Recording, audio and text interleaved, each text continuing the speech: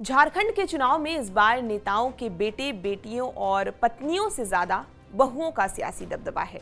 राज्य की करीब आधा दर्जन सीटों पर नेताओं की बहुएं सियासी विरासत संभालने उतरी हैं। इसमें शिबू सोरेन की बहू सीता और कल्पना, रघुवर दास की बहू पूर्णिमा का नाम प्रमुख है।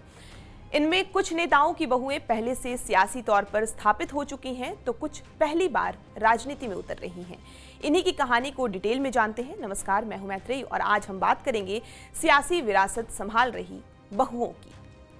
झारखंड के पूर्व मुख्यमंत्री शिबू सोरेन की दो बहुएं सियासी मैदान में हैं। गिरिडीह की गांडेय सीट से शिबू की बेटी हेमंत की पत्नी कल्पना चुनाव लड़ रही हैं। कल्पना 2024 में इस सीट से उपचुनाव जीत चुकी हैं। हेमंत के जेल जाने के बाद कल्पना ने राजनीति में एंट्री ली।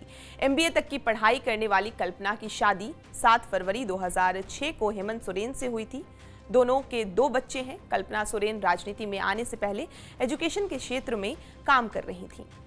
शिबू सोरेन की बड़ी बहू सीता भी राजनीति में है। सीता अपने पति दुर्गा सोरेन के निधन के बाद राजनीति में आई। वो जामा सीट से विधायक भी रह चुकी हैं। हालांकि 2024 में लोकसभा से पहले उन्होंने बीजेपी का दामन थाम लिया। बीजेपी ने इस बार सीता सोरेन को जामताड़ा से मैदान में उतारा है।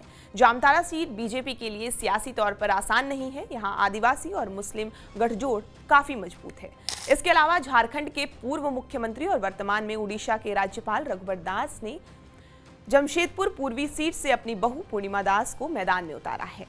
2019 में रघुवर दास इस सीट से चुनाव हार गए थे। इसके बाद से उनकी झारखंड की सियासत से विदाई हो गई। पूर्णिमा की शादी 2019 में रघुवर के इकलौते बेटे ललित दास से हुई है।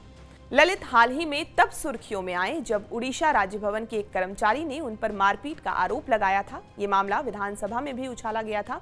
छत्तीसगढ़ की मूल निवासी पूर्णिमा ने ग्रेजुएशन तक की पढ़ाई की है। पूर्णिमा पर जमशेदपुर में रघुवर दास की सियासी विरासत को लौटाने की जिम्मेदारी है। झारखंड आंदोलन में अग्रणी भूमिका निभाने वाले शहीद निर्मल महतो की बहू सविता महतो भी सियासी मैदान में है। सविता झारखंड मुक्ति मोर्चा के सिंबल पर सरायकेला की इचागढ़ सीट से लड़ रही हैं। 2019 में सविता इस सीट से जीत चुकी हैं। 2014 में पति सुधीर महतो के निधन के बाद सविता राजनीति में आई। इचागढ़ सीट पर सविता का मुकाबला 800 उम्मीदवार से है। सविता महतो ने 9वीं तक की पढ़ाई की हुई है। सविता के नामांकन सभा में हेमंत सोरेन ने कहा कि इनके अंदर शहीदों का खून दौड़ रहा है। बीजेपी के लोग इनसे क्या मुकाबला कर सकेंगे। संयुक्त बिहार झारखंड के कद्दावर नेता रहे अवध बिहारी सिंह की बहू दीपिका पांडे फिर से मैदान में हैं। दीपिका महगामा सीट से 2019 में जीती थी, जिसके बाद उन्हें हेमंत सोरेन सरकार में मंत्री बनाया गया था। दीपिका के पति प्रोफेशनल सेक्टर में काम करते हैं। दीपिका राजनीति में आने से पहले पत्रकारिता क्षेत्र में सक्रिय थी। यूथ कांग्रेस के जरिए राजनीति में आने वाली दीपिका को 2014 में गोड्डा का जिलाध्यक्ष बनाया गया था। दीपिका का इस बार मुकाबला पुराने प्रतिद्वंदी अशोक भगत से है। सत्यानंद भोक्ता हेमंत सोरेन सरकार में मंत्री हैं। 2019 में वो चतरा सुरक्षित सीट से जीतकर विधायक बने थे।